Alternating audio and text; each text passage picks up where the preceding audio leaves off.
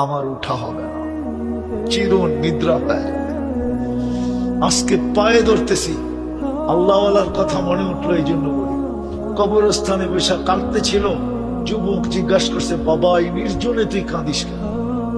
কোনো মানুষ তো নাই, কবরস্থান, তোর কি কেউ মারা গেছে? বলছে, যুবক আমার কেউ এই কবরস্থানে নাই। বলছে, কেন কাঁদিস? বলে, তুই বুঝবি যুবক। বলছে, বল না বাবা, দেখি বুঝে আসে কিনা। বলে, আমি সচক্ষে দেখতেছি এই কবরস্থানের মানুষগুলাই যখন জমিনের উপরে ছিল 24 ঘন্টা আল্লাহ মাফ করার জন্য ডাকত। কসম করে। ওলামা থাকলে আমার কথা একমত হবে। ইয়াবসুতু ইয়াদাহু নাহারা হাত্তা ইয়াতুবা মাসিআল লাইল। রাত্রের নাফরমানকে সারা দিন ডাকতে থাকে মাফ করার জন্য। ওয়ায়াবসুতু ইয়াদাহু লাইলান হাত্তা ইয়াতুবা মাসিআন নাহার। সারা দিন যে গুনাহ করলো ওকে সারা রাত্র ডাকতে থাকে, আয়না মাফ করে দিল।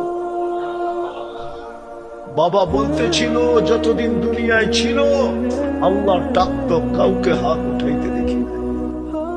এই মজমায় একজন নাই হাত উঠায় ঘুমায়, ডেলি মাপ চায় ঘুমায়, এই মজমায় একজন নাই।